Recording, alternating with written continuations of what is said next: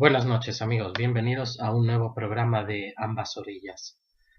Eh, la verdad es que teníamos preparada ya nuestra próxima entrevista con Ferran Núñez del Movimiento de Autonomía Concertada para Cuba y ciertamente ante el reciente acontecimiento de la muerte de Fidel Castro, pues esta entrevista es todavía más pertinente si cabe y por tanto pues yo debía hacer una introducción sobre este tema, sobre Cuba en general y la llamada opción española en Cuba.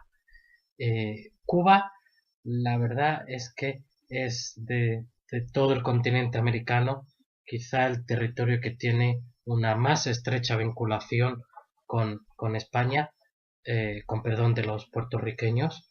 Cuba eh, a Cuba llegaron los españoles ya durante el primer viaje de Colón, en 1492, y desde entonces ha sido una isla fundamental para los españoles, esencial y muy querida en España. Primero hay que hablar, como siempre, un poco del pasado, porque la leyenda negra y las cosas y la visión que se ha querido dar de España pues afecta al presente, ¿verdad? Esto ya lo sabemos. En primer lugar, podríamos decir, pues bueno, recordar un poco lo que siempre decimos frente a toda esa imagen que se quiere dar de los españoles como simplemente soldados que fueron a matar. Nosotros negamos esa visión simplista y tergiversada de la historia. Afirmamos que los españoles llevaron a América pues la lengua española, la ciencia europea, el derecho, las universidades, la imprenta, el astrolabio, el caballo, la vid, el vinagre, las leguminosas, el trigo, el arroz, el azafrán, la albahaca, el café, la canela, el anís, la almendra, la nuez, el ajo, la cebolla, el cilantro, el romero, el orégano, el clavo, la mejorana, la pimienta, la mostaza, el hierro, la pólvora, el lino, el cáñamo, la seda. Los españoles en América liberaron a innumerables tribus esclavizadas por otros pueblos. Promulgaron leyes que protegían a los indígenas como hombres libres, así literalmente lo decían las leyes nuevas de 1542, y los protegían adelantándose en varios siglos a muchos logros sociales ya en las leyes de Burgos de 1512, y ya Isabel la Católica en su testamento ordenaba defender a los indios, y que los españoles crearon el derecho internacional, Francisco de Vitoria, por ejemplo. Y más adelante Cuba conocería otros avances, otros desarrollos gracias a los españoles. La Cuba del siglo XIX es la de los modernos astilleros que allí se construyen. Si hablamos de medicina, pues podemos mencionar que allí llegó a estar Santiago Ramón y Cajal, el que fuera premio Nobel. Y podemos mencionar también que el primer ferrocarril español se construyó en Cuba. Este dato mucha gente no lo sabe. El primer ferrocarril español se construyó en Cuba, entre La Habana y Güemes, en 1837. Es decir, tan solo 7 años del primer ferrocarril interurbano del mundo, el que unía Liverpool y Manchester. Pero es que los ciudadanos cubanos en el siglo XIX eran ciudadanos de pleno derecho, con plena representación en las Cortes. Es más, un cubano, Andrés de Jáuregui, llegó a ser el presidente de las Cortes en 1812 y uno de los padres de la Constitución de 1812. Es decir, la democracia, el régimen de libertades y el constitucionalismo español no se entiende sin Cuba. Bueno, pues por fortuna para Cuba todo eso se acabó y llegaron los buenos tiempos, es decir, las dictaduras de Gerardo Machado, Fulgencio Batista y Fidel Castro. Primero tenemos a Gerardo Machado, que fue proclamado doctor honoris causa de la Escuela de Derecho siendo casi analfabeto, que apenas un año de haber tomado posesión del poder ya se estaba proyectando la erección de su estatua. Una época de brutalidad. Los casos de Alfredo López, que fue arrojado al mar con un lingote de plomo atado al cuello. El obrero de origen chino Wong, y Alfredo Rodríguez, que fue ahorcado con un trozo de alambre en plena calle de Santiago de Cuba. O Fulgencio Batista, que salió con un maletín de 3 millones de dólares de aquella época, con todas las torturas y represión de su época. Claro que luego llegó Fidel Castro.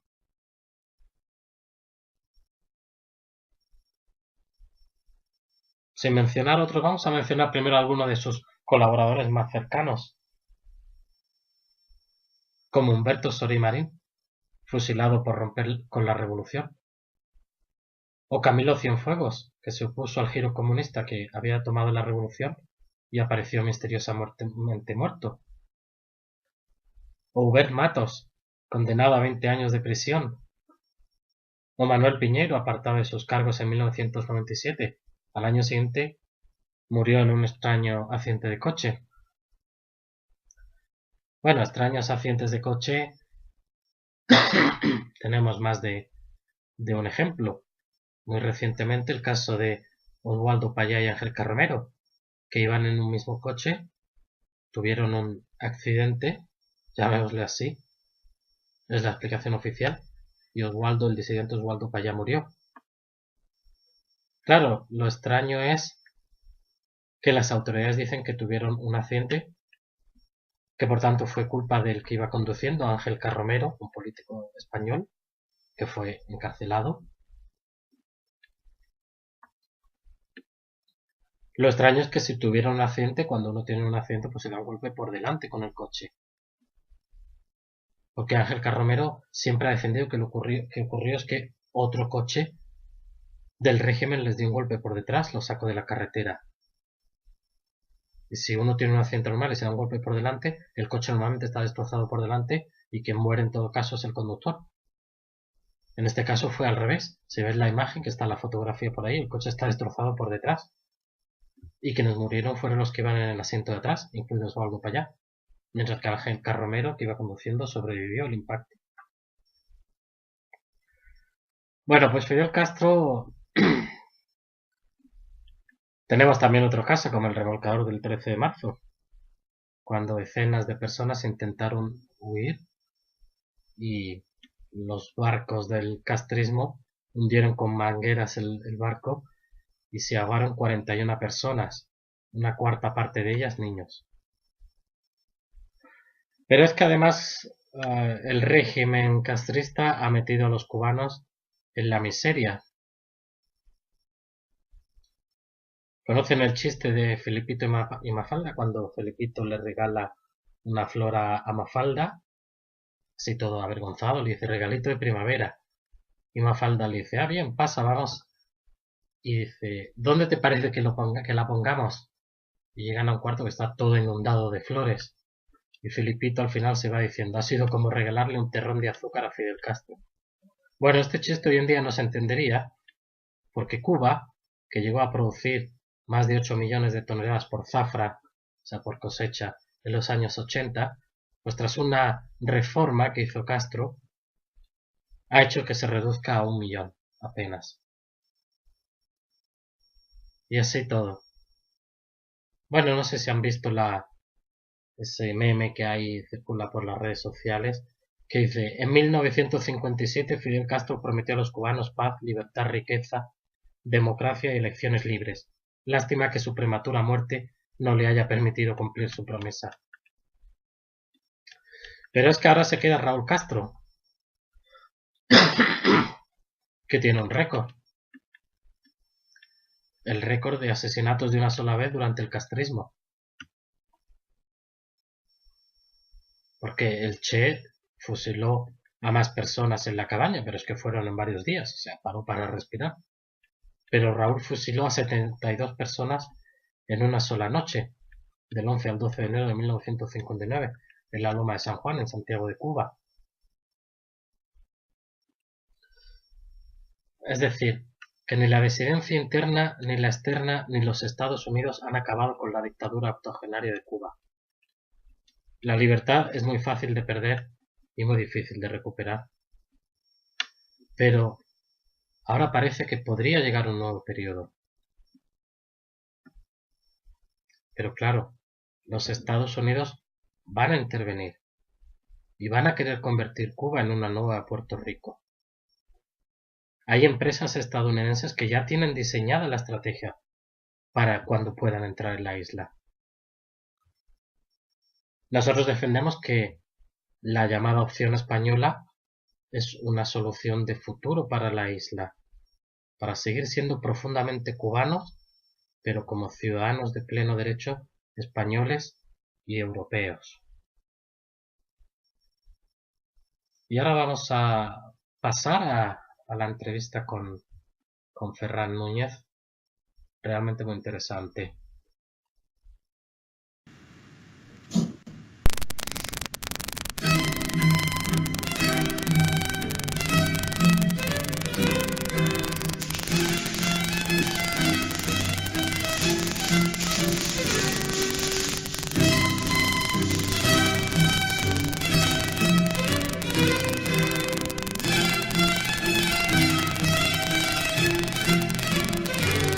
No escucho ninguna musiquita. Buenas tardes, pues estamos ahora hoy con Ferran Núñez, es una personalidad, creo, en este mundillo del hispanismo, de la integración con España, y creo que casi no merece mucha presentación. Buenas tardes, noches, Ferran.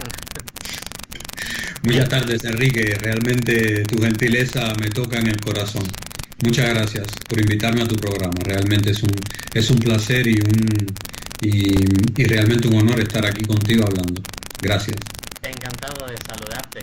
Bueno, Ferran, si los oyentes quisieran saber sobre ti, no tienen más que ir a Wikipedia, ¿verdad? Porque ahí pues hay una entrada tuya que podemos echarle un vistacito de primeras. Entonces tú naciste en Bucarest, ¿verdad? En Rumanía, en 1963. Sí, pues sí, suena muy raro para un cubano haber nacido en Rumanía, pero es que, claro, hay que remontarse al siglo pasado. A veces cuando se hablan de estas cosas, no es que seamos muy viejos, pero es que, claro, hay que recordar que en el siglo pasado Cuba pertenecía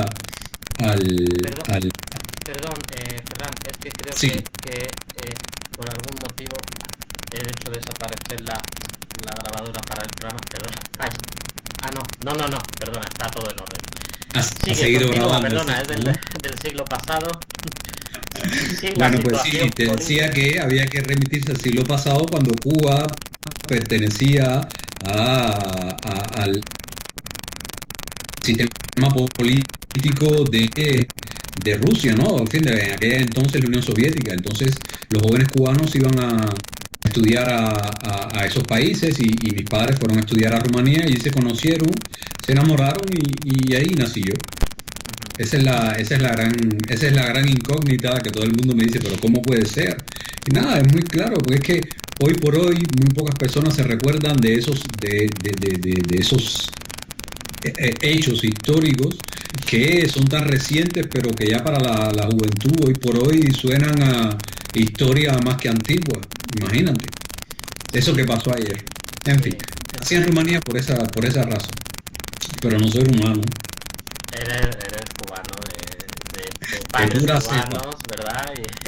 Sí, bueno, la verdad que yo, aunque esa época comunista no he llegado a estar allí, pero yo he vivido varios años en Rusia, entonces bueno, conozco un poco ese mundillo y esa zona, y en Polonia he estado también varias veces, por ejemplo. Entonces bueno, esos países de ese ámbito los conozco, pero los conozco en su época ya actual, ¿no? ¡Qué bárbaro! Entonces hablas ruso. Hablo ruso, sí, y un poquito de polaco también. Mira que a mí el ruso, sabes que en Cuba el ruso era la primera lengua en la escuela antes que el inglés. Luego se dieron cuenta que era un error y rectificaron en los 90, pero ya, claro, yo tuve que aprender entre comillas el ruso, porque en realidad nunca aprendí nada. Todavía me acuerdo de los textos. Yo eso nunca lo entendía, que era una cosa tan compleja para mí que nunca pude aprender dos palabras. Me aprendía los textos de memoria, te puedo recitar uno, si tú quieres. Muy fuerte. Bueno, eso pues, es una curiosidad. Bueno, otra curiosidad es que Pues sí. en Rusia, en la Unión Soviética, bueno, en la época soviética, cuando se estudiaba español, lengua española, pues muchos textos, libros de texto, manuales, o eran cubanos o hacían referencia a Cuba. Es decir, allí en la Unión Soviética se entendía que el español iba a ser, o uno de los sitios donde a lo mejor iba a ser más usado por un ruso era precisamente en Cuba, que era pues, el país donde tenía más relación, ¿no? Entonces yo he visto textos, manuales de español de la época soviética que... Claro, había un programa incluso que se llamaba... Vamos a hacer una cosita. Yo voy a quitar la cámara, Ferran, porque parece que ¿Hay mucha la relación? cámara ralentiza un poquito. Es que Ferran y yo ahora nos estamos viendo, pero voy a quitar la cámara y nos oímos de todos modos, ¿vale? Por si acaso esto... Vale, muy bien, como quieras, no pasa nada, dale. Vale, ¿qué me decías entonces? Bueno, nada, te decía eso, te explicaba por qué yo nacido en Rumanía, te explicaba la extrañeza de ese nacimiento para un hispano, para un cubano en Europa, ¿no? Sí. Bueno, sí, hemos hablado del español. Bueno, continuamos un poquito con lo que dice Wikipedia de ti. Se graduó en la Escuela Interarmas de las Fuerzas Armadas Revolucionarias de Cuba, FARC, ¿verdad? Pues sí, amigo mío, pues sí, yo soy un puro producto del régimen castrista. Yo pertenezco a esta generación de personas que no conocieron más que la revolución y que no conocieron más que la dictadura y que nacieron y crecieron en ese sistema. Y yo viví en Cuba hasta los 30 años, es decir, viví 30 años de mi vida en ese país y bueno, pues claro, hice lo que hacían muchos jóvenes en aquella época, estudiar una carrera militar. En Cuba, bueno, sabes que como es un país militarizado, todo el mundo es un poco como un pequeño Israel del Caribe, ¿no? Todo el mundo hace su servicio militar, un poco de la reserva. Ahora mismo esta semana están las maniobras militares que se llaman Bastión y que movilizan a toda la población. En fin, de una manera u otra. Oye, este perro está comiendo una cebolla. Bueno, camina. Sí, de todas maneras es esto, ¿no? Es decir, yo estudié, claro, fui militar de carrera y estudié en una escuela militar y me gradué con todos los honores y hice, como te decía, un puro producto del régimen, hice colaboración internacional, que se llama, para que los oyentes que nos escuchan en España sepan que en Cuba se llama internacionalismo proletario, que es una especie de colaboración, pero en género militar, con armas, fusiles y todo ese lío. En este caso yo estuve en Nicaragua, muchos de mis amigos estuvieron en Angola, otros en Etiopía, otros en Granada, porque Castro tenía grandes aspiraciones hegemónicas, como un gran Napoleón o un pequeño Napoleón, y pretendía conquistar África, y de hecho hay que decir la verdad, es decir, tuvo éxito en muchas de las tareas o de las misiones que se impuso a sí mismo y le impuso al pueblo de Cuba, naturalmente sin contar con él, pero le funcionó, mira. Bueno, el mismo Che Guevara estuvo en África, por ejemplo, ¿no? Claro, es una vieja idea, pero bueno, un poco no era lo mismo ir a enviar una pequeña tropa en los años 60 a África o a Bolivia que luego tener toda la infraestructura que facilitaba la Unión Soviética, los tanques, los aviones, los cañones y todas estas cosas, los barcos, porque también había que desplazar las tropas y todo esto. Es decir, las condiciones del principio de los 60 y finales o mediados de los 70 y los 80 no eran para nada iguales para Castro. Si él no hubiera sido amigo de la Unión Soviética, no hubiera podido ir a Angola, naturalmente, porque Cuba no tenía las condiciones, no tenía los medios de poder hacer una cosa así, que claro, es una cosa que cuando se cuenta hoy, muy pocas personas pueden imaginar algo así, que una pequeña isla de apenas 10 millones de habitantes puede llevar tantas guerras al mismo tiempo y a miles de kilómetros de sus costas. Sí, bueno, como te digo, un poco por la parte que yo conozco un poquito más de Rusia, efectivamente se habla mucho de todo el material facilitado a Cuba antes, etcétera. Efectivamente Eso es así. Bueno, siguiendo un Así es. poquito con tu breve biografía, viene una parte bastante impactante. Dice, en 1989 fue encarcelado en La Habana durante meses en la prisión llamada Villa Marista por sus escritos contestatarios calificados por el régimen de Fidel Castro como propaganda enemiga. Pues sí, esa es la gran historia de mi vida. A veces luego la gente me dice, ay, pero cómo que tú tuviste que sufrir. Claro, en aquel momento la pasé muy mal, pero realmente si no hubiera pasado por aquello que pasé, pues mira, pues ahora no estuviera en el punto en que estoy. En español de Cuba y en español de España me imagino que existe el mismo refrán que dice lo que sucede conviene, y en mi caso particular es fehaciente. Yo si no hubiera tenido esta experiencia, pues quizás ahora estuviera en Cuba, o sería todavía un militar, quizás fuera ya teniente coronel, o vaya usted a saber, o general, o vaya usted a saber qué podía haber sido, u otra cosa. Y sin embargo, bueno, pasó esto, es decir, me metieron preso por escribir, se suponía que un militar no debía escribir, y como ser contestatario, no contestatario en el sentido de criticar a la revolución o de criticar a Fidel Castro, porque yo no estaba en ese punto en ese momento, pues ya el simple hecho de escribir, el simple hecho de pensar diferente o de hacer cosas que no están establecidas o que no están reconocidas como las que debe hacer un militar, pues te puede generar problemas, y en mi caso me lo generó, y pues sí, pues pagué las consecuencias. Sí, estuve 3 meses en una prisión de máxima seguridad, como las que se ven en las películas, con la luz encendida las 24 horas del día, con cacheos, desnudos, arroz de agua fría, interrogatorios a cualquier momento del día, con golpes, en fin, todas las cosas que pasan, que no son mentiras, y que te marcan porque, bueno, tú no te lo esperas, y tampoco creo que era para tanto que me pasaran esas cosas a mí en aquel momento, ¿no? Que simplemente había escrito 3 poemas y que no eran cuestionables desde el punto de vista político, ¿no? Solamente por Porque escribir. esa supuesta propaganda enemiga, o sea, no era ni siquiera criticar a Fidel Castro, que eran unos poemas hablando de la situación en Cuba o... No, yo hablaba en realidad aquellos poemas eran poemas que yo había escrito cuando estuve en la guerra de Nicaragua, porque como te había dicho, yo estuve en la guerra de Nicaragua, que era una misión que en aquel momento era una misión secreta del régimen, que hoy todo el mundo sabe que existió y todo. Nadie conoce muchos detalles, porque realmente esa parte de la historia de después del 59, de las misiones militares de Cuba afuera y todas estas cosas, está por escribir. Pero efectivamente, claro, yo escribí, yo era joven, tenía 19 años, y entonces, claro, una guerra en la cual pasaron, como en toda guerra, pasan cosas que uno se cuestiona como ser humano. Y bueno, siempre se pregunta, dice, bueno, uno qué hace aquí, por qué estoy, qué es esto, qué sentido tiene, y uno se hace las preguntas, por muy formateado que uno esté. Ya. Siempre uno termina por hacerse preguntas, y esas preguntas forzosamente no coinciden con lo que debe pensar un militar, que debe obedecer y sobre todo no hacerse ninguna pregunta.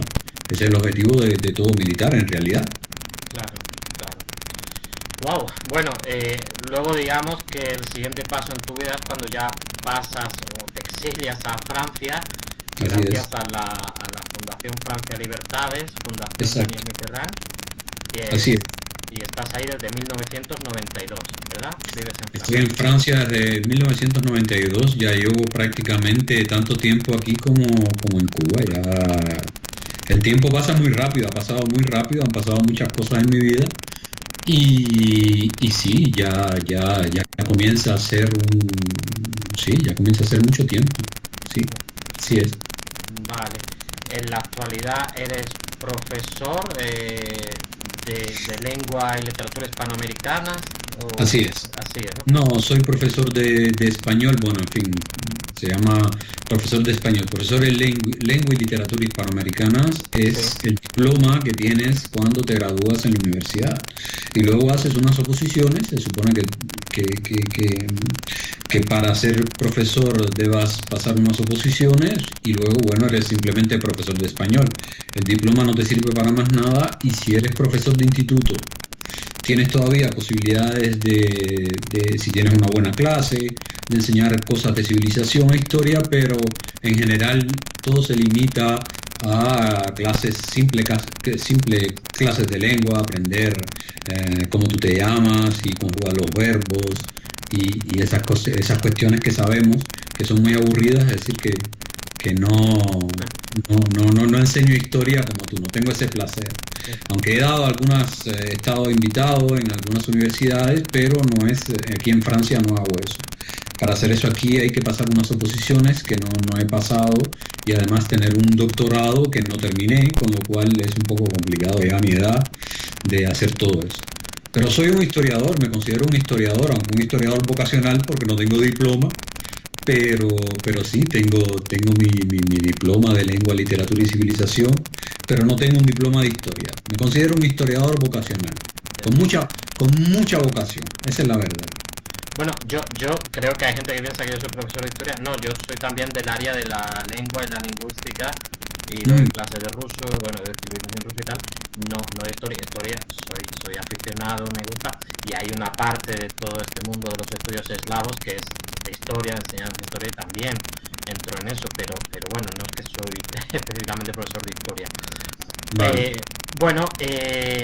Y actualmente, pues un poco por lo que estamos aquí es porque llevas lo de autonomía para Cuba, autonomía concertada para Cuba, ¿verdad? Pues sí. Mira, la verdad, esta es una asociación que creamos aquí en Francia, yo y un grupo de amigos, de amigos y yo, ¿no? Para decir las cosas en propiedad. Y bueno, nada, la idea pues era crear esta asociación un poco para retomar la bandera de José Ramón Morales, que fue en realidad, hablando en propiedad, la primera persona que que empezó a hablar recientemente sobre el tema de la reunificación de Cuba y España, ¿no? Con su blog Cuba Española que surgió en el 2009. Desgraciadamente José Ramón Morales murió en 2012 de un cáncer y bueno, pues hacía necesario de una manera u otra tratar de mantener viva esta idea que a mí cuando la conocí me pareció excepcional y me pareció que valía la pena continuar con ella, mantenerla viva y, de ser posible, buscar las maneras de llevarla a la práctica. Es esto, ya creamos esta asociación oficialmente creada con un número de asociaciones y todo bajo la ley 1902 y aquí estamos. Esa es la gran verdad. En este momento tenemos tenemos unos 100 asociados, hacemos algunas actividades culturales y cosas así. Un poco en estos momentos, bueno, lo que se pueda hacer, se puede ir haciendo. Hemos publicado algunos textos, algunos libros, tenemos un blog naturalmente y ahora, bueno, pues hemos creado esta página digital que se llama El Diario de la Marina, que también, bueno, pues pertenece a la asociación, digamos que es el órgano político de la asociación, que también es una página generalista, pero que pretende justamente hacer llegar a Cuba, sobre todo, y a la hispanidad y a los hispanos, pues la idea esta de la reunificación. Este es el punto en el cual estamos actualmente. Sí. Vale. Bueno, vamos a ir un poquito por yo primero de todo te querría preguntar un poco por Cuba, que a mí me queda un poquito más lejos quizá, y a mucha gente. Yo me gustaría que comentaras tu visión, cómo era Cuba, cómo era la Cuba de antes de la revolución, cómo era la Cuba de cuando tú estabas allí, cómo ves a Cuba ahora. Mira, Chivo, la verdad, honestamente, el tema de Cuba el tema de Cuba es un tema complejo por muchas razones. La primera cosa es porque está permeado de ideología. Toda la historia de antes de 1959 fue manipulada, con lo cual yo crecí en un país en el cual no había una historia anterior a 1959. Bueno, había una historia, ¿no? Pero se decía que solamente pues, los grandes rasgos, es decir, había una colonia norteamericana y que bueno, hubo una revolución justamente para resolver esta relación colonial que existía con los Estados Unidos y para empoderar al pueblo, y esto era lo que yo conocía hasta 1959, sobre la historia de Cuba antes de 1959. En realidad Cuba, la imagen de Cuba que se tenía antes de 1959, por ejemplo, la que se tiene en Europa, sobre todo la que se tiene en España, Sí. es la de un país subdesarrollado, que servía a los intereses de los Estados Unidos, que solamente iban allí a utilizar a la playa y a utilizar a las cubanas como prostitutas. Y esta es un poco la imagen que se tiene de Cuba antes de 1959 en España. En realidad, una de las grandes cosas que a mí siempre o que me llama la atención, ahora que sé un poco más del tema de la reunificación y todo esto, es el hecho justamente de ver que realmente hay una escisión, hay un rompimiento antes de 1959 y mucho antes también, desde que se hizo la República, pues España ha desaparecido del mapa político y del mapa ideológico de los cubanos, ¿no?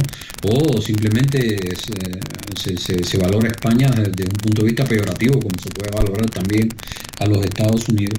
Esto es realmente muy curioso y siempre me ha llamado la atención particularmente en el caso de España. Sí.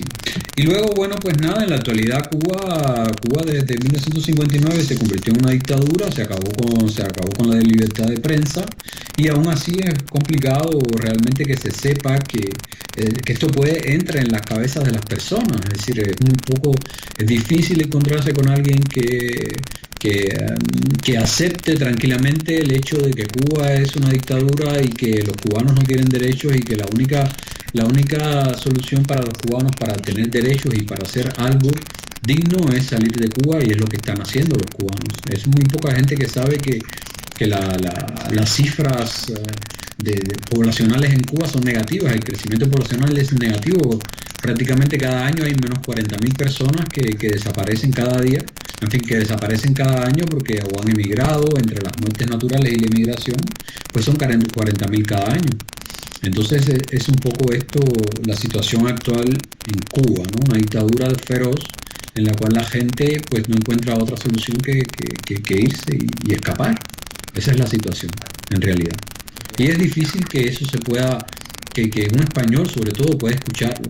Y hay muchas personas, por ejemplo, sobre todo en España hoy, que defienden que hagan todos estos movimientos Podemos de izquierda, que tienen tanta aceptación popular y que tienen tanto éxito, entre comillas, que pongan a Cuba, presenten a Cuba como el ejemplo a seguir y como las cosas que se quisieran para España. Es un poco complicado de entender, pero se explica por el hecho de que las personas no saben realmente lo que es el régimen cubano, y porque la propaganda no va en el otro sentido. Si el régimen cubano ha conseguido dar una buena imagen de sí mismo, los opositores al régimen de Cuba, entre ellos los cuales me cuento, hemos fallado en el hecho de haber conseguido algo igual. Y esto es una cosa por la cual realmente es importante que hagamos este tipo de cosas que estamos haciendo ahora tú y yo, porque yo pienso que hasta que no conquistemos las universidades, hasta que los hispanistas no lleguemos a donde está la inteligencia y logremos adeptos entre el mundo universitario, y se hagan conferencias y gente académicos, estoy hablando, no políticos, porque el tema político es complicado, porque a partir del momento que tú tienes una ideología y defiendes una política, es complicado ponerte de acuerdo con alguien que defienda una cosa diferente. Y en el caso de Cuba haría falta justamente conquistar la Universidad Española serenamente para poder transmitir este tipo de información. Es así, me imagino que tú conocerás también un poco que sí, en la universidad, entre la intelectualidad, vamos a llamarlo un poco así, quizás sobre todo en los años 70, 80, pues ha habido como una cierta simpatía al régimen cubano, ¿verdad? Han sido, como dices tú, pues casi un modelo. Yo creo que quizás porque se desconocía muchas cosas. Entonces, por ejemplo, yo te voy a preguntar, uno de los grandes mitos de los que defienden el régimen cubano actual, que es el de la sanidad, que dicen que la sanidad es muy buena en Cuba, etcétera. ¿Cómo lo ves tú? ¿Cómo lo ves? A ver, vamos a ver, hay que simplemente las personas, a ver, vamos a ver, es como el tema del hispanismo, es como el tema de la historia antes de 1898, de 1898. El que no quiera saber es porque no le apetece saber. Si hoy tú quieres saber sobre lo que pasó en el 98, tú vas a internet y tú te informas. Si tú quieres saber lo que es Cuba hoy, tú vas a internet y te informas. Es muy difícil tener informaciones desde Cuba porque, bueno, tiene creo que es un 5% de la población que apenas tiene acceso a Internet, pero ya desde hace muchísimo tiempo existen, sobre todo en los Estados Unidos, en la Universidad de la Florida, existen tanques de pensamiento, existen profesores, existen grupos de estudio, personas que han hecho un trabajo muy serio justamente para desmantelar toda esta cuestión. Pero claro, como esto pasa en los Estados Unidos y esto no trasciende a Europa, pues es complicado saberlo.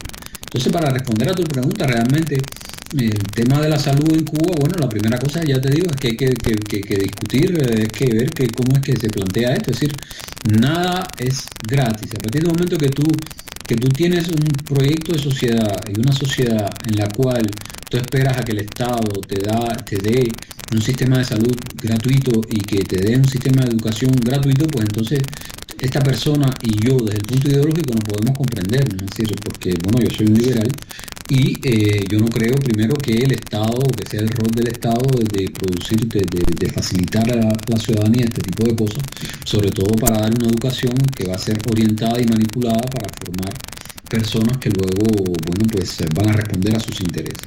Y desde el punto de vista económico, pues es la misma situación. Y entonces, bueno, este es mi punto de vista, ¿eh?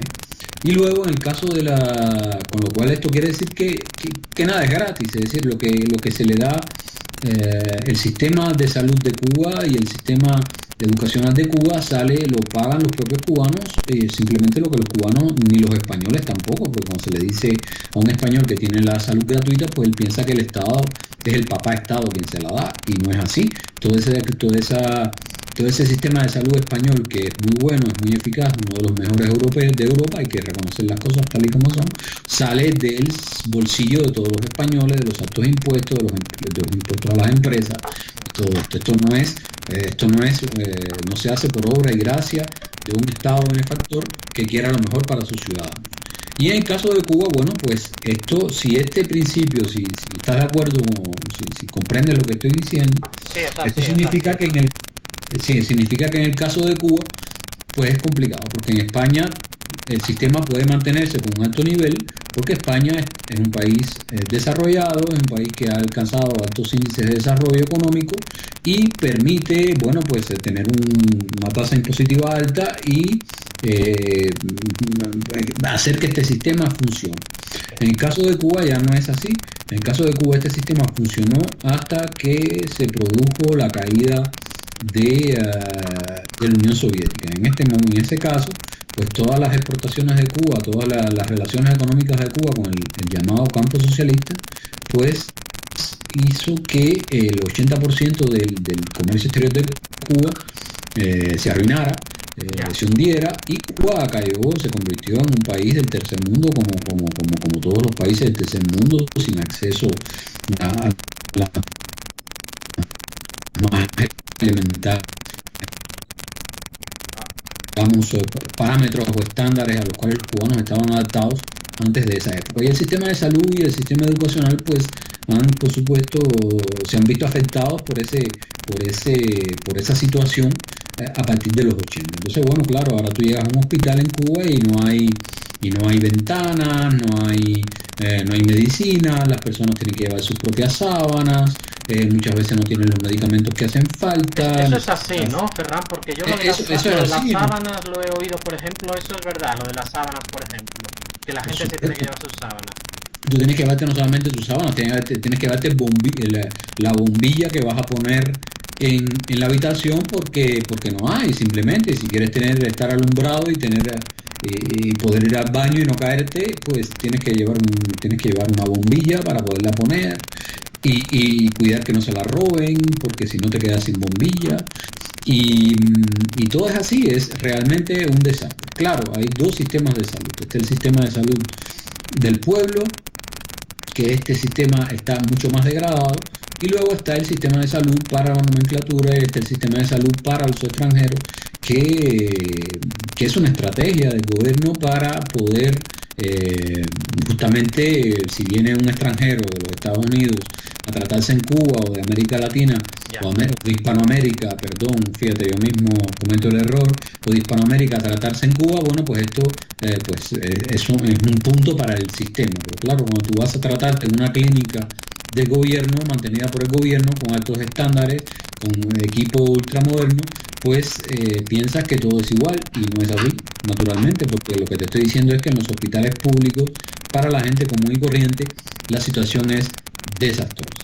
Recientemente hubo, por ejemplo, en un hospital psiquiátrico, esto pasó hace unos años, hace 2 o 3 años, un hospital psiquiátrico de La Habana, porque ni siquiera es un hospital psiquiátrico de provincia, se murieron como 20 enfermos de frío, de hambre, porque no estaban cuidados simplemente. Esto pasó hace muy poco en Cuba. Y todos los días, cuando te metes en internet y cuando lees las páginas que se dedican al tema cubano, siempre ves casos, testimonios de personas que han sufrido en carne propia la incompetencia, la falta de alimentos, la falta de asistencia. Y es así, es la realidad, es la realidad. Bueno, tú, Ferran, ¿conoces a Willy Toledo? ¿Has oído hablar de Willy Toledo? Claro, por supuesto, he escuchado hablar de Willy Toledo, claro. Sí, sí.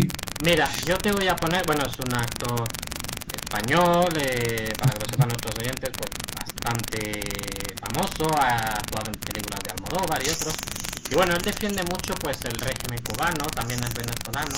Yo te voy a poner un audio de él hablando del sistema cubano, y luego tú pues me comentas o lo respondes lo que quieras, ¿no? Mira, escucha. Vale.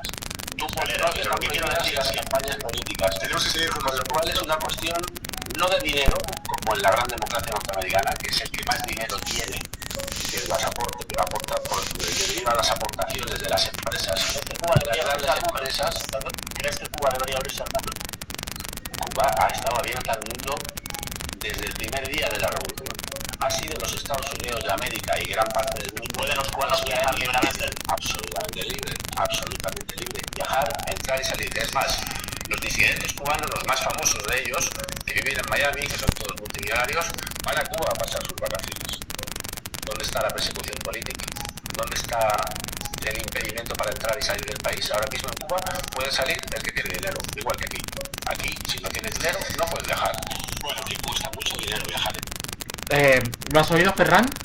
Sí, lo he escuchado. En realidad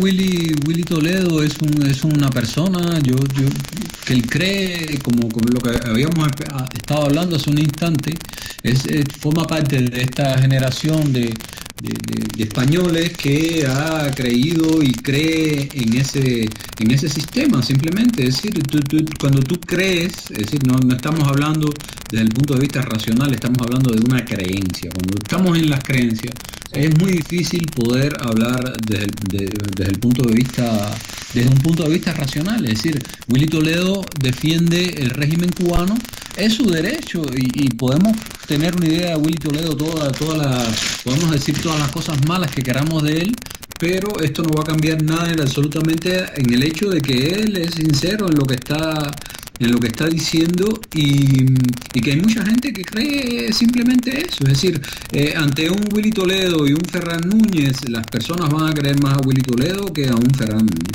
Es así de sencillo, por diferentes razones que tú conoces, pero es así. Y todo esto funciona de esta manera. Es decir, el sistema político español, el sistema económico hace que esto sea de esta manera de la cual te estoy hablando. Hay muchas inexactitudes en lo que él dice, pero ya te digo, sería muy largo explicarte cómo funciona el sistema de elecciones en Cuba. Basta decirte que bueno, efectivamente, él lo reconoce. Es decir, si tú no eres del partido, pues mira, no te puedes presentar en las elecciones. Y si no eres del partido y te presentas a las elecciones, bueno, como se hace a mano alzada, pues los vecinos, pues no es una votación secreta para elegir a su representante. Los vecinos no te eligen, por muy popular que tú seas en el pueblo, por muy popular que seas en tu es un detalle que él no ha dicho, que las votaciones no son secretas. Es lo que te estoy diciendo, es decir, es lo que te digo, es lo que te quiero decir. No hay una... Él dice lo que él le parece que puede decir, lo que le parece y lo que él ha escuchado, porque bueno, realmente, si nos ponemos, en realidad, si vamos a hablar de democracia, pues entonces hay que ya analizar las cosas de otro punto de vista. ¿Es España una democracia? ¿Es Francia una democracia? ¿Dónde está la verdadera democracia? ¿Cómo funcionan los sistemas democráticos? Etcétera. Por ejemplo, mira, en España ustedes tienen a García Trevijano, que él dice que España no es una democracia. Entonces él explica por qué España no es una democracia, y lo analiza muy bien. Y entonces, bueno, hay muchas posibilidades. Es decir, que Willy Toledo diga que Cuba es una democracia y que García Trevijano diga que España no lo es, bueno, son cada uno puntos de vista. Uno, desde mi punto de vista, que se mantiene y se justifica mejor que el otro, pero es así. Es decir, no podemos, si vamos a hablar de democracia, tenemos que definir qué es la democracia, cómo se plantean, cuáles son sus parámetros y tal. En el caso de Cuba sí que no es una democracia, porque la prueba más evidente es que hace 60 años que siguen gobernando las mismas personas, y es un régimen de partido único en el cual no existe la disidencia. Entonces, bueno, eso ya a partir de ese momento, bueno, ya podemos decir, es que eso puede convenir a unas personas, un régimen así, que ahora reclaman que reclaman un hombre fuerte, reclaman un Estado fuerte. Bueno, esto sería cosas que habría que discutir. Hay personas que le conviene, que les interesa. Si no, no hubiera existido la dictadura como figura política. ¿Ves lo que te quiero decir? Es decir, hay gente que le conviene este tipo de cosas. Los cubanos son así, es lo que quieren, es lo que desean, es lo que han deseado, o es lo que se merecen. No lo sé. Es la realidad, es lo que hay. Vale, Fran. Bueno, por entrar ahora un poco en el meollo de la cuestión de por qué estamos aquí, tú defiendes pues la integración de Cuba en España. Mi primera pregunta sería, pues, tú en tu caso personal, ¿cómo nació este sentimiento? Digamos, ¿tú te sientes español? Sería la respuesta a esa pregunta. ¿Cuál sería? ¿Tú te sientes español o exactamente cuál es tu sentimiento, o por qué defiendes? Puede ser no por una cuestión de sentimientos. ¿Por qué defiendes la integración de Cuba en España? Claro, ya te comprendo lo que me quieres preguntar. Bueno, en realidad los cubanos son españoles, en realidad. Simplemente no lo saben o no se acuerdan. Una de las cosas que ha sucedido lo curioso de esta historia es que se ha producido desde 1898 hacia acá una separación de las historias, una separación de estos pueblos. Entonces es muy difícil para un español ver a un cubano como a un hermano o como a un español más. y a un cubano y viceversa para un cubano. Es muy difícil que un cubano te diga, "Ay, yo también soy español", porque simplemente hablo español y mis apellidos son españoles, y si me pongo un poco a mirar un poco en la historia, pues mis padres, o mi padre es español, o mi madre es española, o mi abuelo es español y mi abuela es española. Entonces, hasta eso, que es una cosa ya familiar, es decir, si tu padre es español, ¿cómo tú vas a ser más cubano que español? Es decir, yo eso es una cosa que no la puedo comprender. Entonces, este es el tema, ¿no? Decir que yo me siento más cubano que español tampoco tiene mucho sentido, como cuando hablábamos del tema de la democracia. Es decir, yo soy cubano, pero al mismo tiempo soy español, porque ser español es la base, lo que está antes de la cubanidad, como ser andaluz está después de la españolidad. Es exactamente la misma cosa, como ser catalán, o como ser de Aragón, o cualquier otra de estas cosas. ¿Ves lo que quiero decir? Es decir, primero está la españolidad y luego está lo demás. Entonces, la gente, pues mira, no hace esta conexión. Y para eso hemos creado este blog, para eso hemos creado este periódico, y para eso estamos aquí, para repetirlo cada vez que sea necesario y cada vez que alguien nos dé la oportunidad. Entonces, bueno, esta es la primera cosa. Y luego, realmente, el tema de la hispanidad, como yo te decía, el tema de la reunificación, es una vieja idea que surgió en el año 2009, que retomamos luego en nuestra asociación, y que ha ido avanzando poco a poco. Lo fundamental con este tipo de cosas, con esto es que la idea, cuando surgió en el año 2009, como yo te había dicho, en este blog Cuba Española, que no sé si lo conoces, sí, ahora lo voy a citar. Exacto, que claro, esta idea en su momento tuvo mucho auge, existió, tuvo muchas respuestas, muchas reacciones en los Estados Unidos, de la parte de la academia, también de la parte cubana. Hubo como el Departamento de Orientación Revolucionaria estimó que había que hacer, como se estaba produciendo un movimiento fuera de Cuba para restablecer o para poner en su sitio lo que había significado el autonomismo y todas estas cuestiones, pues en Cuba pues se hizo lo contrario, justamente, ¿no? Los historiadores, todo el aparato de propaganda se puso en función de demostrar que el autonomismo no servía, que fue un atraso para Cuba, y que eran, bueno, pues contrarrevolucionarios, que no querían la independencia de España, y que no querían que Cuba fuera libre, y todas estas cosas ocurrieron a raíz de la creación de este blog en 2009. Lo que te quiero decir es que existió esto, pero al final, una vez que ya se calman los ánimos y que ya se llega gracias, y que ya se llega a la conclusión de que sí, que la reunificación sería una idea muy bonita, y que sería una muy buena cosa para España y para Cuba, pues tú dices, bueno, ¿y cómo lo vamos a hacer? Y es aquí donde las cuestiones que se separan, porque la idea, como te decía, tuvo mucho éxito, se habló bastante de ella, y al final, pues mira, todo esto cayó un poco en el olvido, ¿no? Se volvió a hablar de esto un poco más tarde, cuando surgió el movimiento de reunificación de Puerto Rico con España. Y surgió exactamente, y pasó exactamente de la misma manera. Se empezó a hablar de este tema en 2014, hubo algunos periódicos, entre ellos el ABC, que hizo artículos y tal. Y luego, cuando la gente esto le pareció gracioso, le pareció divertido, y al final, bueno, pues ya una vez que ya tú llegas a este punto, que das la noticia, explicas lo que está pasando, quiénes son, qué hacen, pues la cuestión cae otra vez en el olvido, porque no está en el aire, no se manipula, como yo te decía al principio, en las universidades. No es una idea que esté enraizada en la juventud. Las personas no miran a la reunificación y la hispanidad como una solución para España, como no se miraba hace 50 años, como no se miraba el siglo pasado. Entonces, realmente lo que hay que hacer es justamente estos movimientos, o este movimiento, lo que le hace falta justamente es esto que te estoy hablando. Es decir, hace falta conectar a la población con esta idea, y hace falta demostrar que la hispanidad no solamente, y la reunificación no solamente sería buena para Cuba, no solamente sería buena para España, para Puerto Rico, sino también sería, y sobre todo, sería muy buena para España.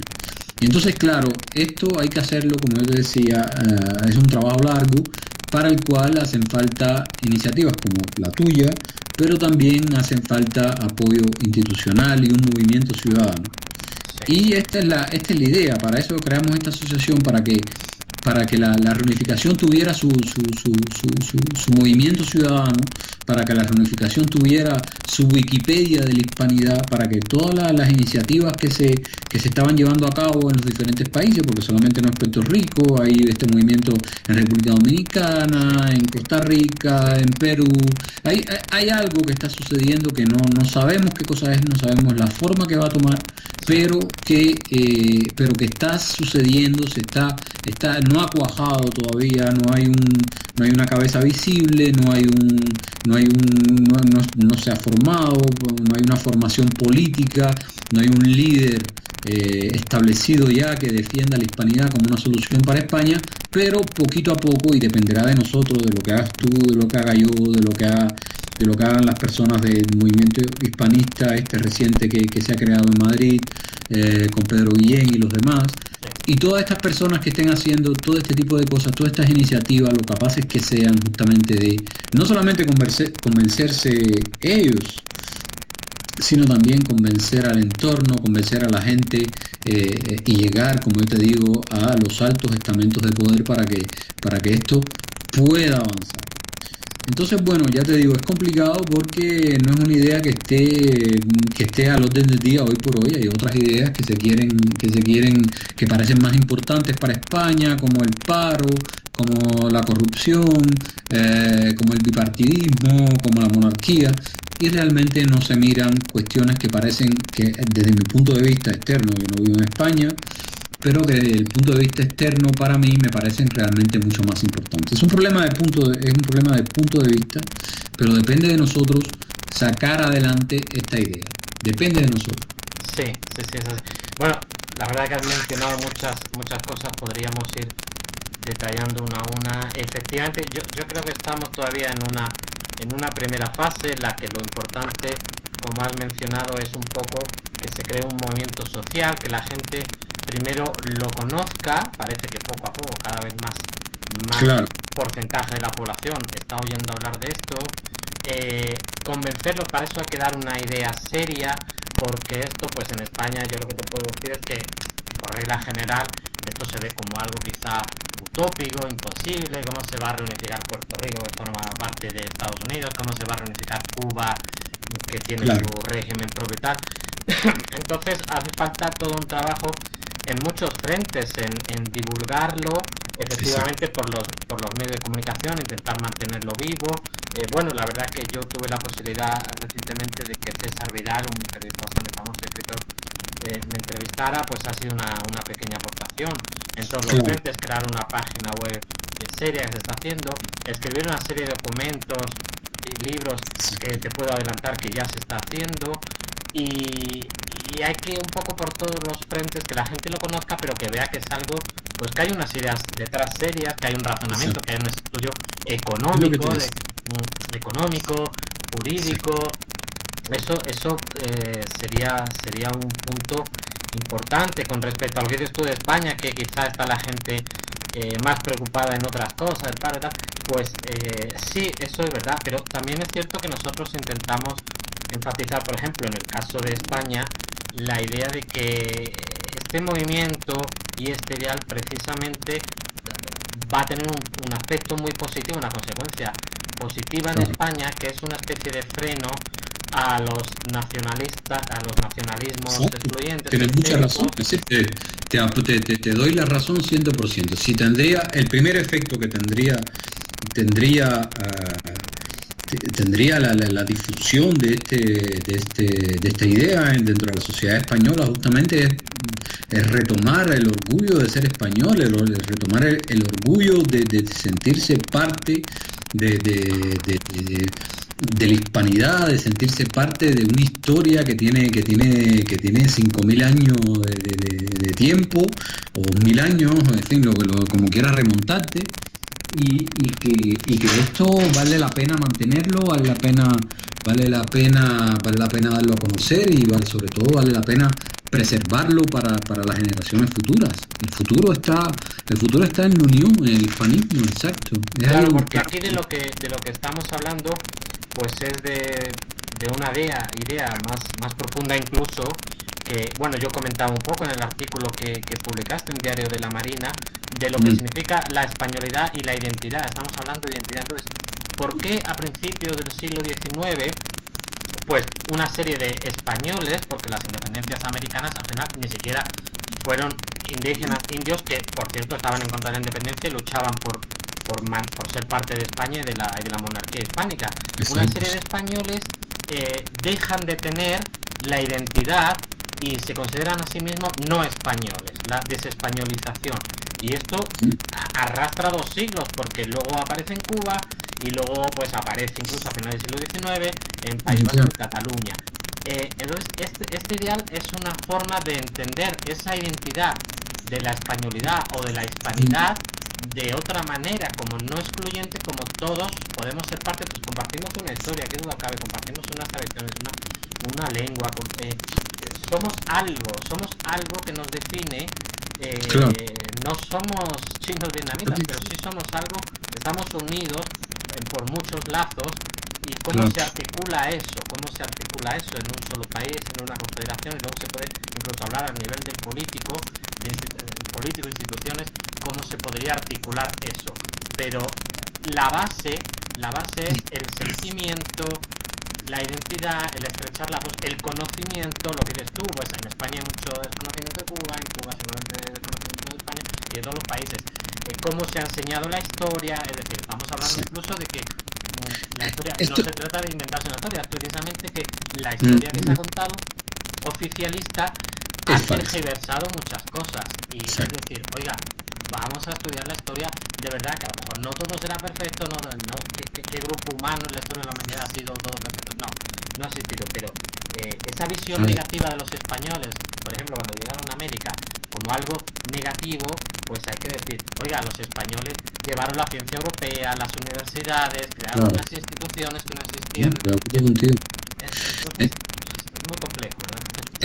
Es complejo, pero por eso te digo, es decir, esta discusión que tenemos tú y yo, ya la tuvieron en el siglo XIX, Maestu y toda esta gente que hablaron del hispanismo y que querían, que fue Maestu, que justamente estaban defendiendo proponer que se celebrara el Día de la Hispanidad, por ejemplo. Es lo que te estoy diciendo, es decir, estos temas ya son viejos, pero mira en qué punto estamos. Ya han pasado 200 años y seguimos hablando de lo mismo y no avanzamos. Por eso que te digo que todo lo que me acabas de decir está genial, porque estoy completamente de acuerdo contigo, pero no basta. Es decir, hoy por hoy, como yo te decía, no es que ahora ya la historia se haya convertido en un tema de especialistas. Si ahora tú quieres saber qué fue lo que pasó en el 98, no sé, pensar, por ejemplo, si Weyler fue un genocida, por ejemplo, un ejemplo que te doy.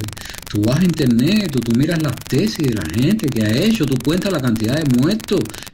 Hay cosas muy serias que se han hecho no solamente en Cuba, sino en España, incluso estudios que se han hecho en Cuba de casos de pueblos, la mortandad que había en un pueblo que se murieron por cólera, por fiebre, en fin, todo esto. Entonces, estas cosas existen. Simplemente la gente no le interesa este tipo de cosas porque los seres humanos no están por la labor en este momento. La gente no quiere saber, la gente está preocupada, se ha creado una sociedad en la cual la gente está centrada sobre sí misma y se preocupa solamente de lo que le afecta en su estrecho marco familiar y en última instancia, bueno, si hay un problema en la escuela con el niño o algo así, pero ya no va más allá.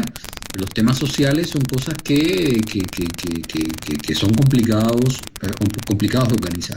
Y cuando se organiza algo, pues se organiza lo que ustedes tienen en España, que es esto de Podemos, que se utiliza justamente las ideas más bajas, más retrógradas del ser humano y las manipulaciones más absurdas de la realidad.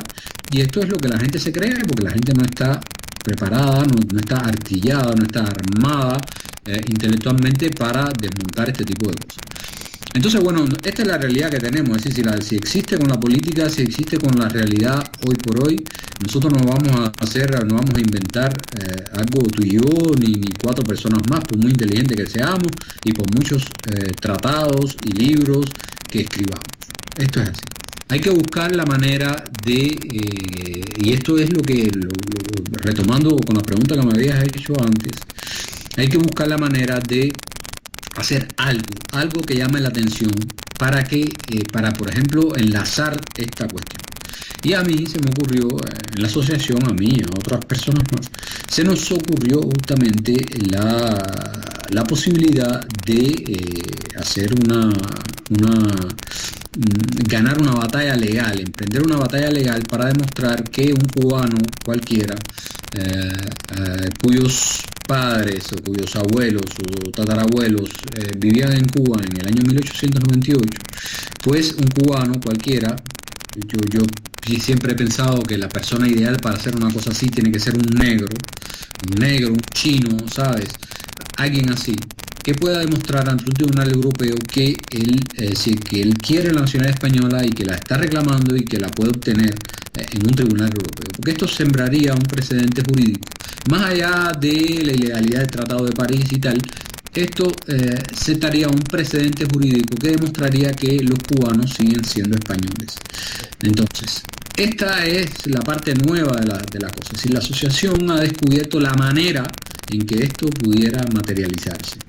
Entonces, bueno, hemos trabajado para conseguir un abogado, para conseguir dinero, porque esto hay que agotar, te lo explicaré más adelante, si quieres cuando hablemos en otro momento, te explicaré, ¿no? Es decir, hay que agotar todos los recursos porque el Estado español, el Tribunal Supremo, ya tiene una doctrina en la cual ellos dicen que los cubanos y los puertorriqueños descendientes de aquellos españoles no son españoles y no tienen derecho a reclamar la nacionalidad de origen porque no eran ciudadanos iguales que los otros, que los nacidos en la península.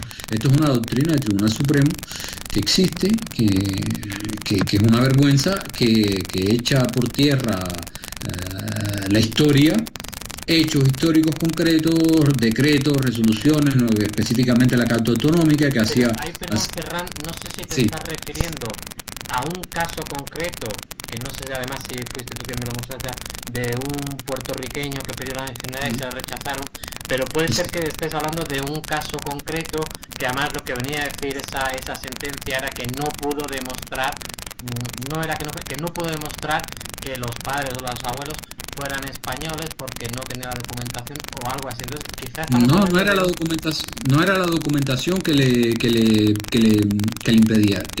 Ya te digo, es un poco arduo para explicártelo, para explicarlo a los oyentes, pero piénsalo de una manera muy sencilla. Es decir, cuando se firmó el Tratado de París, se determinó que había dos tipos de ciudadanos: los nacidos en la península y los nacidos en las islas. Los nacidos en las islas quedaron desposeídos de la nacionalidad. Pero esto no fue un invento de los Estados Unidos, esto ya existía antes en el derecho español. El registro civil había previsto que los naturales de los territorios ultramarinos tenían derecho a ser españoles, pero ellos tenían que optar por la nacionalidad española. Está escrito en el registro civil, es un artículo 106 o 107, no sé bien, en el registro de Estado Civil de 1870. Establecía, y la justificación era muy sencilla: ellos no querían que estas poblaciones se sintieran, entre comillas, obligadas a ser españoles si no querían. Ellos podían optar a la mayoría de edad por la nacionalidad. Y esto creó un precedente porque los españoles creó una diferencia entre los nacidos en la península y los nacidos en las islas, en los territorios españoles. Y esto fue así hasta incluso el Tratado de París. Pero en realidad lo que sucedió es que la decisión de justicia a la cual tú te estás refiriendo, que ha habido varias, no solamente esta que te estoy diciendo, es que no solamente no se podía demostrar que sus padres eran españoles, sino que lo que no podía demostrar el señor era que sus padres, porque había dos opciones: o él o sus padres optaron por la nacionalidad española en su momento, fueron al registro civil y dijeron que querían ser españoles y le dieron su carta de nacionalidad, y esto él podía demostrarlo, pero el hecho solo de nacer en los territorios no era una razón, ¿ves? Es una ambigüedad, es decir, el hecho solo de nacer en un territorio español no te daba la nacionalidad, tú tenías que optar por la nacionalidad a tu mayoría de edad, o tus padres tenían que optar por dártela, por pedirla para ti, si ellos lo estimaban necesario. Y lo que sucedió a este puertorriqueño es que él no pudo demostrar que sus padres habían hecho esta gestión particular. Imagínate, en 1870 el registro civil en Cuba no fue efectivo hasta 1886. ¿Cómo tú vas a decirle a alguien, a un cubano, a un puertorriqueño, primero que no lo sabían que tenían que hacer una cosa así? En realidad esto que te estoy contando es una doctrina de 1999 que se inventó para negarle la nacionalidad a los saharauíes. Y entonces se establecían este tipo de diferencias. Pero el caso de los españoles, el caso de los filipinos, el caso de los puertorriqueños es completamente diferente, porque efectivamente eran territorios españoles. Pero los ciudadanos tenían que optar a su mayoría de edad si querían ser españoles como todos. Pero hubo algo que olvida esta resolución de 1999 para el caso de los cubanos y los puertorriqueños, que es el hecho de que ellos todos fueron españoles a partir del momento en que se hizo la Carta Autonómica. Es decir, a partir del momento que se hizo la Carta Autonómica y se organizaron elecciones, en el caso de Cuba, ya todas estas personas en este territorio fueron hechas españoles. Está la Carta Autonómica, que es constitucional, y también existe un elemento de derecho, que son las directivas que le dio Sagasta a Blanco en Cuba, haciendo a todo el mundo español. Es decir, un papel que está escrito, un legajo. Es decir, él hizo a todos los cubanos españoles, y por lo menos en el año que duró la autonomía. Por lo tanto, los descendientes de los españoles de Cuba, de esos españoles siguen siendo españoles. Simplemente pueden reclamar la nacionalidad, deben poder demostrarlo a partir de estos elementos de derecho que yo te estoy hablando, porque no es el mismo caso de un descendiente de español de Cuba que de un saharaui o de otra persona de un territorio español del siglo XIX. No es lo Claro, pero es que además hay 3 puntos ahí, 3 momentos históricos o 4, hablo un poco de memoria, pero primero estaría lo del registro de 1870, que establece esto de que fuera de la península tendría que pedirlo expresamente, pero luego aparece la Constitución de 1876, que en su artículo primero dice: son españoles, primero, las personas nacidas en territorio español; segundo, los hijos de padres o madres españoles, aunque hayan nacido fuera de España. Claro, no sé si ahí se puede entender. Y luego además llega la Carta Autonómica, como tú, de 1897, con Pero lo mira, cual lo que quiero decirte es que lo que existe hoy, lo que hace ley en España, sí, es este auto del Tribunal Supremo. Yo sí, estoy hablando de lo que yo piense, ni lo que yo te estoy diciendo lo que dice el Tribunal Supremo. sí, Y el Tribunal Supremo, cada vez que, por ejemplo, si ahora una persona va al consulado y dice que quiere reclamar a un cubano, un puertorriqueño, que no tenga a su padre español, sí, y va y se presenta bajo el supuesto de que él desciende de aquellos españoles, le van a sacar esta doctrina a la cual yo te estoy hablando, que dice eso, que si él no puede demostrar que sus abuelos no hicieron, o sus tatarabuelos no pidieron la nacionalidad, pues él no puede reclamarlo. Es lo que hay, no hay otra cosa. porque en el Entonces Tratado de París se decía expresamente que para conservar la nacionalidad española tenían que pedirla, ir a pedirla expresamente, con lo cual ahí, pues imagínate, mucha gente que no sabría leer siquiera, o que vivían en territorios, y solo dieron un año además para hacerlo. Exacto, pero esto sería otra cosa. Es decir, estamos hablando de abrir una brecha legal que permitiría a cualquier ciudadano de los territorios a cualquier descendiente de aquellos ciudadanos a reclamar la nacionalidad. En el caso de Puerto Rico esto no va a tener mucho impacto, pero en el caso de Cuba, mientras siga la dictadura tan atroz que tiene y siga la situación de pobreza en la cual están los cubanos, esto va a crear un precedente jurídico, va a crear un movimiento. te imaginas si un cubano cualquiera de estos, porque hay que pasar por todas estas etapas, es decir, tú tienes que ir al consulado, te lo van a rechazar, tú tienes que apelar en la dirección de registro civil, te lo van a rechazar, y luego tú tienes que ir al Tribunal Supremo que te lo va a rechazar. Todo es un proceso largo que cuesta mucho dinero y que, bueno, por supuesto, va a conducir a un momento determinado que una persona X pueda ir a un tribunal europeo y decir, mire, yo pedí la nacionalidad, me la han negado bajo este supuesto no es real porque, por lo que acabamos de hablar en este momento,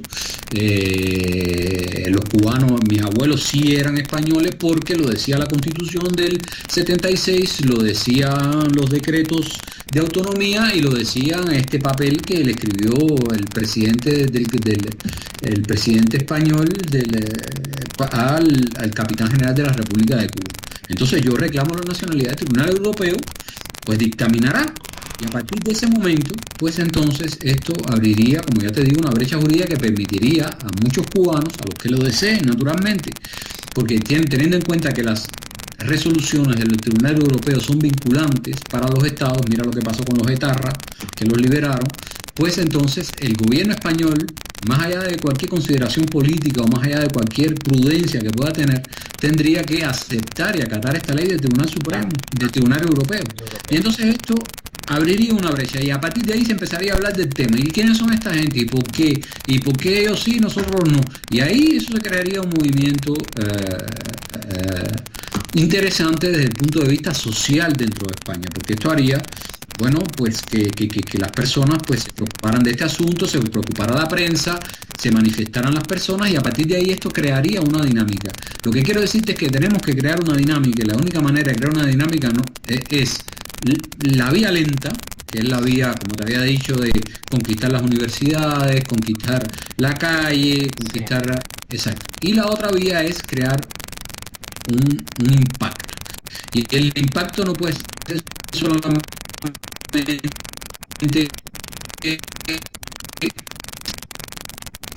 que esto se termina, esto hablan 3 días y al final pasamos a otra cosa. Necesitamos algo diferente.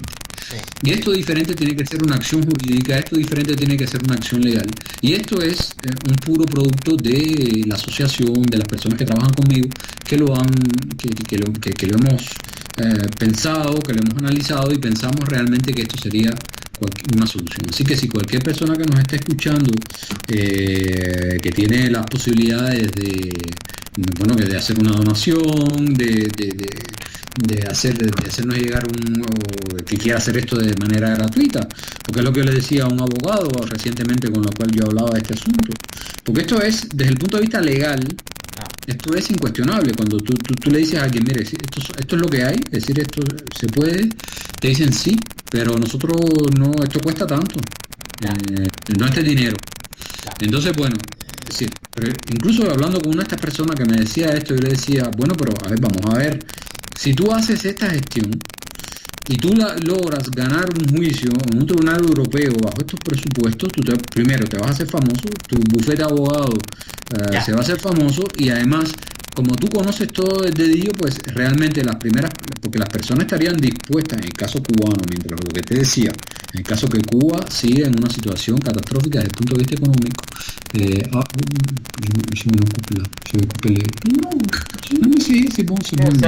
un bombazo para cualquier...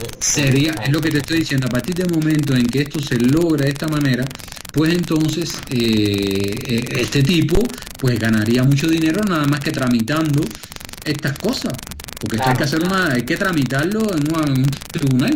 ¿Tú me entiendes lo que te quiero decir? Sí, El tipo sería rico, pasaría a la posteridad. Claro. Lo que pasa es que, claro, la gente mira su dinero y mira sus cosas. Entonces, estamos en ello, esto es lo que estamos haciendo en realidad. Yo pienso que esta es una estrategia fina que se puede llevar a cabo y que deberíamos hacer. Bueno, desde aquí hacemos un llamamiento a todos los oyentes, ellos directamente tienen conocidos, que o bien hagan donaciones, como dice Ferran, o incluso si hay algún jurista entre los oyentes, que sepa que aquí puede haber un auténtico bombazo. Y bueno, lo mismo que en España hay bufetes de abogados que han tenido ahora bastante prestigio llevando casos de las preferentes, ¿no?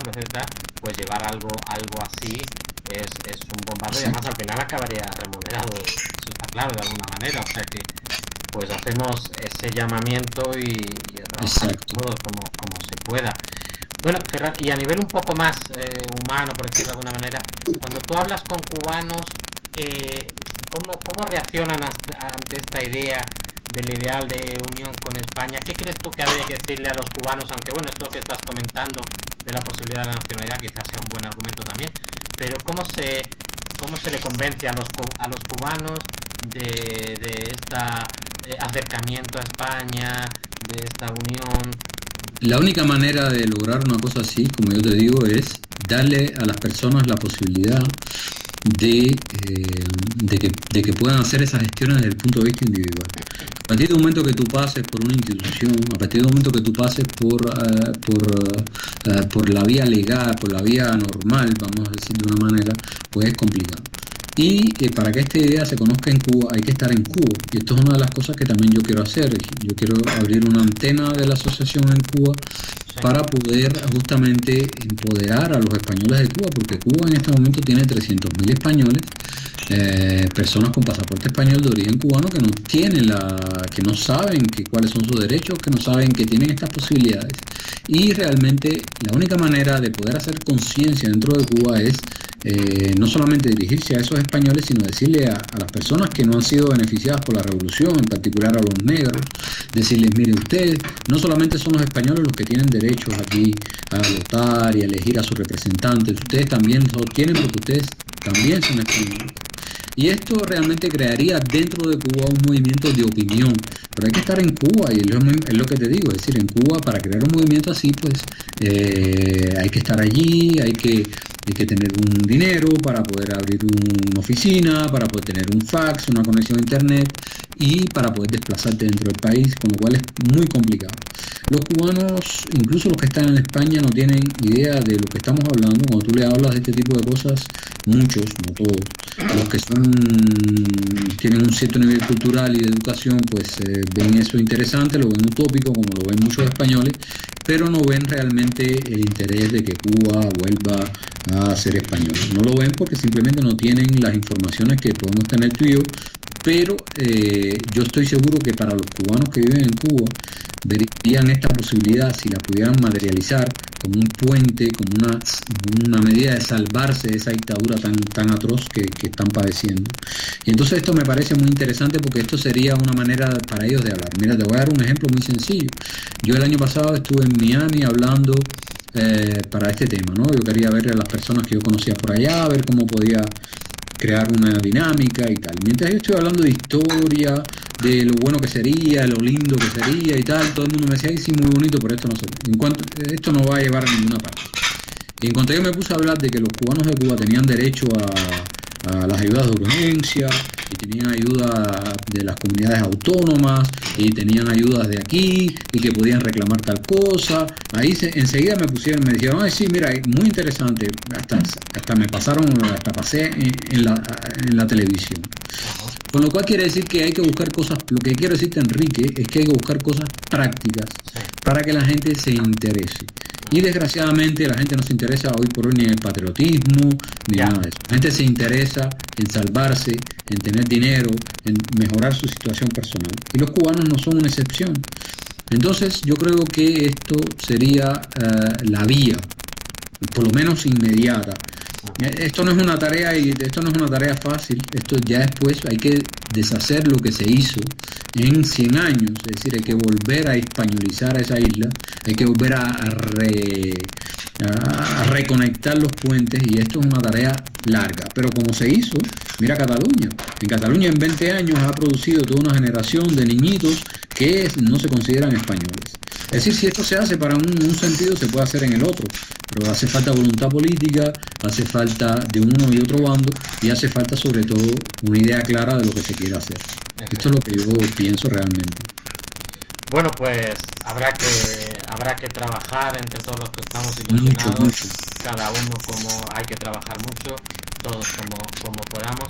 La verdad que ha sido una tertulia muy interesante. Yo querría terminar, para que lo escuchen y lo sepan los oyentes, que este movimiento de Cuba Española tiene incluso una entrada, un artículo en Ecurred, esa especie de Wikipedia del régimen cubano, que tiene el subtítulo de Conocimiento con todos y para todos, y que dice así, pues Cuba Española es una nueva iniciativa imperialista iniciada en 2008 en los Estados Unidos a partir de una idea del neoautonomista José Ramón Morales. El blog Comunidad Autónoma de Cuba ha recibido más de 1 millón de visitantes desde su creación y generado incondicionadas polémicas en la red. La idea de la reunificación de las islas de Cuba con España se entronca con las ideas liberales y autonomistas que convirtieron durante todo el siglo XIX con el ideal independentista. La entrada de los Estados Unidos en la guerra hispano-estadounidense cambió los destinos de la isla, que desde 1898 quedó bajo la influencia norteamericana. La actual investigación histórica ofrece una interpretación más equilibrada de los acontecimientos que condujeron al cese de la influencia española en Cuba y en América. El restablecimiento de la nacionalidad de origen para los antiguos naturales de Puerto Rico, Cuba y Filipinas, desposeídos de la nacionalidad española en virtud del artículo 9 del Tratado de París, es una reclamación de los actuales descendientes de españoles residentes en el extranjero. Y bueno, continúa un poco hablando de la ley de memoria histórica y lo de los judíos sefardíes que le añaden a la nacionalidad. Exacto. Y o sea que habéis creado cierto movimiento, inquietud, no sé, incluso en el mismo régimen cubano. Inquietud, es esto, inquietud. Pero más allá de la inquietud, pues hay que, como yo te decía, más allá de la inquietud, los españoles de Cuba tienen derechos. Sí. Y no son derechos que dependen del gobierno cubano, ni dependen del gobierno español, dependen de la Constitución española. Y tienen derecho al voto, tienen derecho a organizarse. ¿Sabes de ya dónde es Lulú?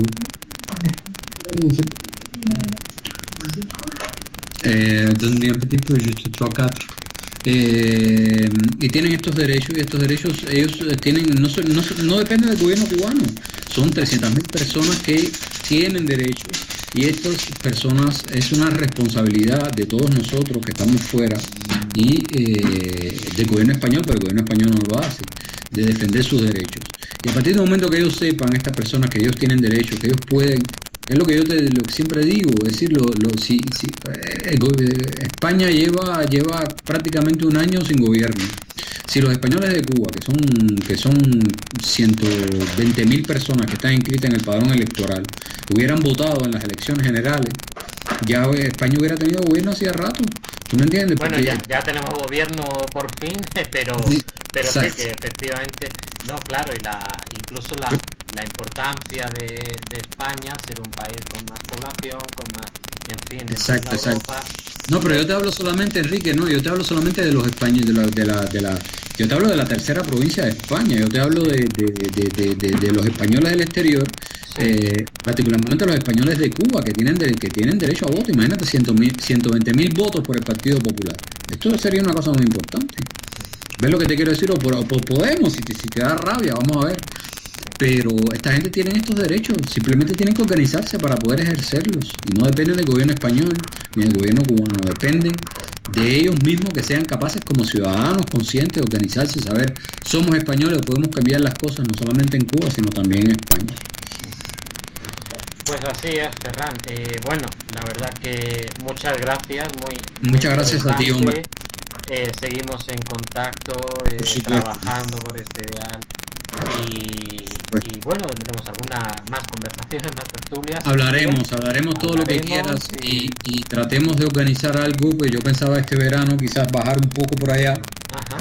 No sé, podemos organizar alguna conferencia, alguna cosa, hablar de estos temas y tal, porque esto también cambia mucho, ver a la gente, hablar con ellos, intercambiar con el público. Esto también es muy importante. Aquí es muy difícil, pero en España sería mucho más interesante. Así que bueno. Bueno, hombre.